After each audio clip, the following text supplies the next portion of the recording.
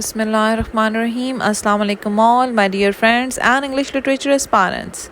This is your host Samia Omar and you're watching MA English Part 1 and 2 notes. Today I'm going to cover another very important question of the play The Cherry Orchard. This is written by Anton Chekhov. Many students were asking about this question, so I thought to upload it today. The question is of The Cherry Orchard as a naturalistic play. Ji, this is one of the most important questions और ये अक्सर paper में आता है. And I'm going to share my handwritten notes with you. But before that, do subscribe my channel and also press the bell icon for notifications. Let's move on towards the question now. The Cherry Orchard. Is The Cherry Orchard a naturalistic play? Discuss. Anton Chekhov was a Russian physician, dramaturge and author who is considered to be among the greatest writers of the short stories. जी, Anton Chekhov एक Russian physician था, dramaturge था, author था और ये short stories का greatest writer कहलाया जाता है. His career as a dramatist produce 4 classics. 4 classics produce किए थे इसने as a dramatist and his best short stories are held in high esteem by writers and critics. Writers और critics जो हैं वो उसकी शॉर्ट स्टोरीज़ को बहुत अहमियत देते हैं. Chekhov practiced as a medical doctor throughout most of his literary career. जी, क्योंकि एज अ मेडिकल डॉक्टर ही उसने अपना करियर शुरू किया था और बाद में लिटरेचर ऑप्ट कर लिया था as a career. The cherry orchard deals with the revolution of 1917 in Russia. Cherry orchard play जो है वो रशिया की रेवोल्यूशन दिखाते हैं जो 1917 में हुई थी. The play exquisitely portrays the passing away of an old aristocratic social order in the backdrop of social cultural changes in the Russian society at the turn of the 20th century. यानी 20वीं सदी का जब आगाज़ हुआ तो उसमें दिखाया जा रहा है कि रशिया की जो अरिस्टोक्रेटिक क्लास है उसको डाउनफॉल हो रहा है और जो मिडिल क्लास है उसका उन्होंने राइज दिखाया है और ये सोशल कल्चरल चेंज आ रहा है पूरी सोसाइटी में रशिया में. In literature, the term naturalism means a manner of writing that shows people, object, experiences as they really are.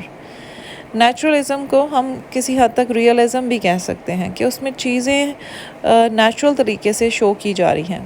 ठीक है, और ये लिटरेचर में इससे मुराद ये है कि जो मैनर ऑफ राइटिंग है उसमें दिखाया जा रहा है लोगों को, चीज़ों को और उनके एक्सपीरियंसेस को बिल्कुल उसी तरह जिस तरह वो रियलिटी में होते हैं. It is a form of realism, जैसे मैंने अभी आपको बताया, that particularly focus on how technology and science affect society as a whole as well as how society and genetics affect individuals. Realism है एक तरह से कि उसमें दिखाया जा रहा है कि किस तरह टेक्नोलॉजी और साइंस जो है अफेक्ट करती है सोसाइटी को और सोसाइटी और जेनेटिक्स जो है वो किस तरह से इंडिविजुअल को अफेक्ट करते हैं. ये आप कह सकते हैं theme of individual versus society. It excludes believe in God and religion. It is thus biased and subjective view of life and the world. It does not impose any particular creed or philosophy of life. In other words, we can say that अच्छा, यहाँ पे खुदा और मज़हब को बिल्कुल निकाल दिया गया है. बहुत बायस व्यू दिया है ज़िंदगी और दुनिया के मुतालिक और इसमें किसी किस्म की ज़िंदगी की फ़िलासफ़ी को इम्पोज नहीं किया गया. दूसरे अल्फाज में हम ये कह सकते हैं an fact of combination of heredity and environment is called naturalism. जी, ये डेफिनेशन है नेचुरलिज्म की, इसको नोट कर लीजिए कि एक ऐसा फैक्ट जो कि कॉम्बिनेशन हो हेरिडिटी का और एनवायरनमेंट का, वो नेचुरलिज्म कहलाता है. The cherry orchard is often thought as a naturalistic play. अक्सर ही इसको नेचुरलिस्टिक प्ले ही समझा जाता है. There are few stage plays that are considered absolutely naturalistic and the cherry orchard is not one of them. कुछ ऐसे place हैं जिनको हम कम्प्लीटली कह सकते हैं कि नेचुरलिस्टिक हैं, लेकिन चेरी ऑर्चर्ड उनमें से नहीं. It appears to be naturalistic and realistic play. Each of the character is a product of his or her environment. इस प्ले का जो हर कैरेक्टर है वो अपने environment का प्रोडक्ट है. Each has a history with realistic situation. Her character का यहाँ पे पास्ट बयान किया हुआ है और उसकी हकीकत पर मबनी सिचुएशन को ज़ाहिर किया हुआ है. The play depicts the events that could happen in real life. ये जो प्ले है ये ऐसे इवेंट्स बयान करता है ज़िंदगी के जो वाकई असल हकीकत में हो सकते हैं, maybe even two members of the audience. हो सकता है कि जो ऑडियंस हैं उन्हीं में से किसी के साथ हकीकत में ये सब कुछ हो सकता है रियल लाइफ में। The title of the play is it self naturalistic one. इस प्ले का टाइटल ही नेचुरलिस्टिक है। Orchard is synonym of garden and here Chekhov creates an orchard which is full of cherry trees, and through this naturalistic and domestic scene, he reflects the theme of naturalism in realistic society. जी, Chekhov ने एक ऐसा orchard represent किया है जो full of cherry trees है, और इस नेचुरलिस्टिक या डोमेस्टिक सीन के ज़रिए वो रिफ्लेक्ट करता है नेचुरलिज्म की थीम को एक रियलिस्टिक सोसाइटी में। रियलिस्टिक सोसाइटी यानी रशियन सोसाइटी में। Outside there is frost in the cherry orchard, यानी बाहर का नज़ारा दिखाया हुआ है कि चेरी ऑर्चर्ड में फ्रॉस्ट है बाहर। Then comes to the setting. The play takes place in the setting of Russia, which is realistic one. इस प्ले की सेटिंग जो है वो रशिया में है जो कि रियलिस्टिक है, and it focuses the importance of socialism and change, यानी वहाँ पे सोशल चेंज आ रहा है, उस पर वो फोकस कर रहा है ये play. It was written when there was a downfall of aristocracy and rise of lower class. ये तब लिखा गया था जब एरिस्टोक्रेसी का जवाल दिखाया जा रहा था और लोअर क्लास जो है वो ऊपर की तरफ आ रही थी।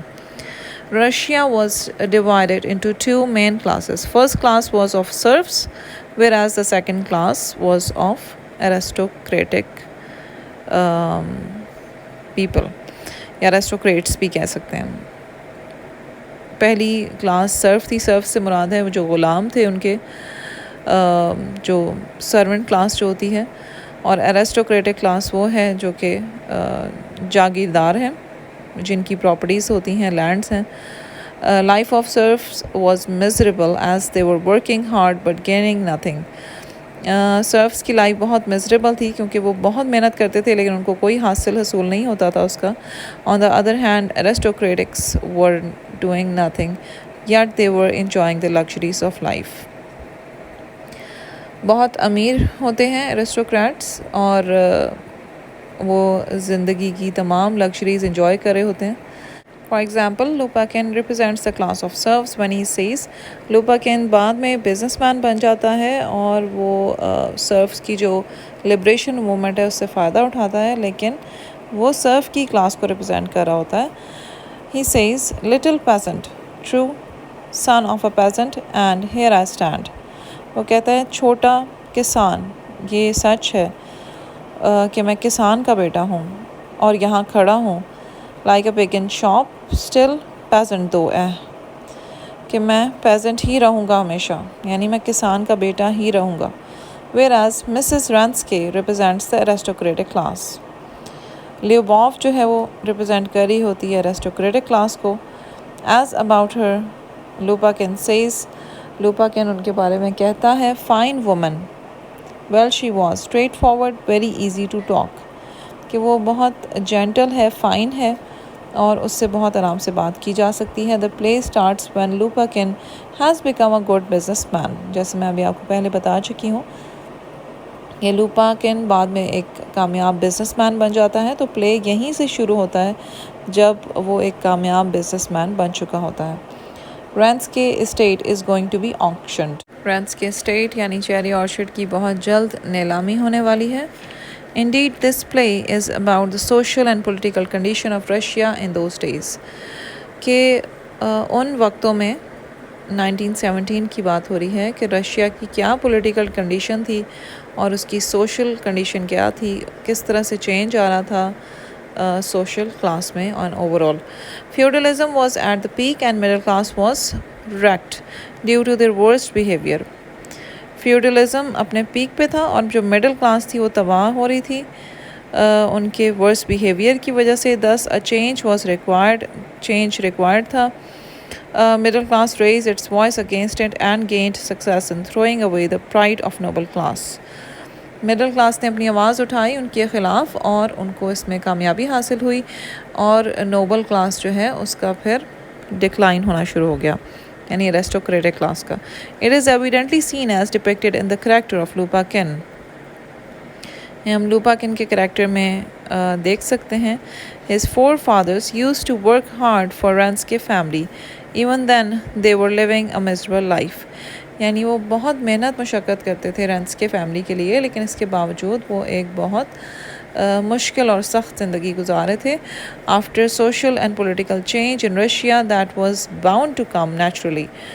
यानी ये सोशल और पॉलिटिकल चेंज आना ही था। अब इसमें नेचुरलिज्म दिखाया जा रहा है, जैसा कि अरिस्टोक्रेटिक क्लास ने इतना सप्रेस कर दिया था मिडिल क्लास को, और उन्होंने फिर उसके ख़िलाफ़ बगावत की और फिर नेचुरली एक बहुत बड़ा पॉलिटिकल एंड सोशल चेंज आया। लूपाकिन्स कंडीशन इम्प्रूव्ड रिमार्केबली। लूपाकिन जो कि एक सर्फ का बेटा था, उसकी कंडीशन बहुत जल्द तब्दील हो गई। He has new ideas and can think freely. उसके नए ख्यालात थे। He himself is getting the fruits of labour instead of giving them to aristocratic people as once Lopakhin asserts after the auction. वो ख़ुद प्रॉफिट कमाना चाहता था, ना कि वो मेहनत करके और मजदूरी करके वही प्रॉफिट अरिस्टोक्रेटिक क्लास को दे देता। वो ऑक्शन जब हो गई और लूपाकिन ने फिर आखिरकार चेरी ऑर्चर्ड ख़रीद लिया। ही asserts after the auction and winning the nature the cherry orchard. यानी उसने वो नेचर को ख़रीद लिया है, उसने वो स्टेट ख़रीद ली है। The most beautiful thing I bought the state where my father and grandfather were serfs। वो कहता है ये दुनिया की सबसे खूबसूरत जगह है ये स्टेट, जहाँ पे मेरे बाप दादा जो थे वो सर्फ्स थे, यानी वो ग़ुलाम थे इस जगह पे। On the other hand runs की फैमिली इज़ इन टेंशन। जबकि दूसरी जानब रंस की फैमिली जो है वो टेंशन में मुब्तला थी। इन ऑर्डर टू पे large taxes it needs money. उनको लार्ज टैक्स अदा करने थे, और इसके अलावा मिसेस रंस के जो है वो बहुत ज़्यादा लोन्स के अंडर प्रेशर थी, तो उनको पैसों की ज़रूरत थी। इन केस ऑफ फेलवर, कि अगर वो फेल हो जाएंगे तो Ranevskaya estate will be auction. Ranevskaya estate यानी चेरी ऑर्चर्ड जो है वो ऑक्शन पे लगा दिया जाएगा। Similarly Pishchik is also facing the same problem. Pishchik जो कि उनका नेबर था वो भी सेम प्रॉब्लम फेस कर रहा था। However he manages to save his state. लेकिन इसके बावजूद वो किसी तरह अपनी स्टेट को बचा लेता है with the help of Mrs Ranevskaya की मदद से। Anton Chekhov has clearly captured a clear picture of social and political change of Russia in this play। यानी ये सब कुछ बहुत नेचुरल तरीके से दिखाया हुआ है, रियलिटी बेस्ड है, और एक बहुत वाज़े पिक्चर उसने दिखाई है रशिया में जो पॉलिटिकल और सोशल चेंज आया था। Then comes to the characterization in the play। अब हम प्ले की characterization की तरफ आएंगे।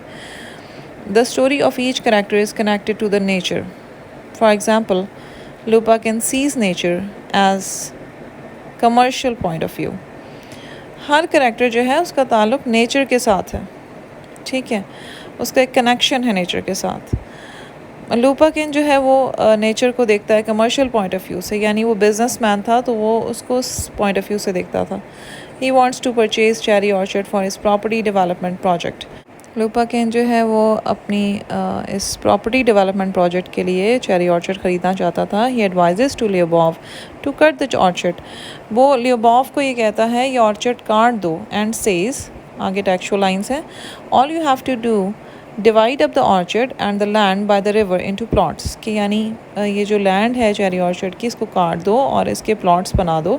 बिल्ड डाशाज होते हैं cottages, little summer cottages, little cottages for the summer, यानी गर्मियों के लिए छोटे कॉटेजेस बना दो। रेंट देम आउट, उनको फिर किराए पे लगा दो।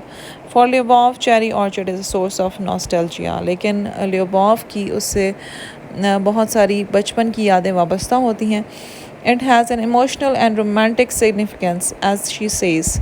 वो उसके बारे में बहुत इमोशनल होती है और वो ये कहती है, My previous child, are you happy to be home? I still can't believe I'm here। कि मैं यकीन नहीं कर पा रही कि मैं यहाँ पे वापस आ गई हूँ। और वो उसको अपना प्रीवियस चाइल्ड कह रही है चेरी ऑर्चर्ड को। When Lupakin advised her to cut it off, then Lyubov says। जब लूपाकिन उसको ये एडवाइस देता है कि चेरी ऑर्चर्ड को काट देना चाहिए, तो लियोबॉव कहती है, What did you say? Cut it down, the cherry orchard? Are you serious? Don't you understand? This cherry orchard is the most remarkable। उसको यकीन ही नहीं आता अपने कानों पे कि ये उससे कैसी बात कर रहा है कि चेरी ऑर्चर्ड काटने के लिए कह रहा है, और वो ऐसी जगह काटने के लिए कह रहा है जो कि बहुत ज़्यादा रिमार्केबल है। Forgave cherry orchard is a symbol of pride, as he says. Gave के लिए, जो कि लेबॉफ का भाई था, वो कहता है कि चेरी ऑर्चर्ड जो है वो सिंबल ऑफ प्राइड है उनके लिए, उनकी फैमिली के लिए। वो चेरी ऑर्चर्ड के मुतालिक कहता है। और cherry orchard is mentioned in Andreevsky's encyclopedia. कहते हैं हमारा जो चेरी ऑर्चर्ड है वो इतना मशहूर है कि वो उसका नाम इंसाइक्लोपीडिया में मेंशन है। In the play we are told that now the cherry trees bear fruit in alternate years. हमें इस ड्रामे में ये बताया जा रहा है कि अब चेरी ट्रीज़ जो हैं वो हर दूसरे साल फल देते हैं। This is reference to the immediate world of the house and the estate. Previously the tree produced the fruit in a larger quantity that it was sold as Kharkov, यानी इतना ज़्यादा फल प्रोड्यूस होता था इन चेरी ऑर्चर्ड के trees से कि वो खासकोव के तौर पे बेचा जाता था, यानी उससे जैम बनाया जाता था। This is reference to the history of the cherry orchard which connects it to the broader world outside. यहाँ पे चेरी ऑर्चर्ड की थोड़ी सी हिस्ट्री बताई जा रही है, यानी पास्ट में चेरी ऑर्चर्ड से जो जैम बनाया जाता था वो बहुत मशहूर था और बहुत लार्जर क्वांटिटी में बिकता था। Several other instances of naturalistic treatment may be found in the play. इस तरह की और बहुत सारी मिसालें हैं जिसमें हमें महसूस होता है कि प्ले में नेचुरलिस्टिक ट्रीटमेंट मौजूद है, which make it evident that the cherry orchard is predominantly a naturalistic play. जिससे हमें ये बात वाज़ेह होती है कि चेरी ऑर्चर्ड जो है वो प्रीडोमिनेंटली एक नेचुरलिस्टिक प्ले है।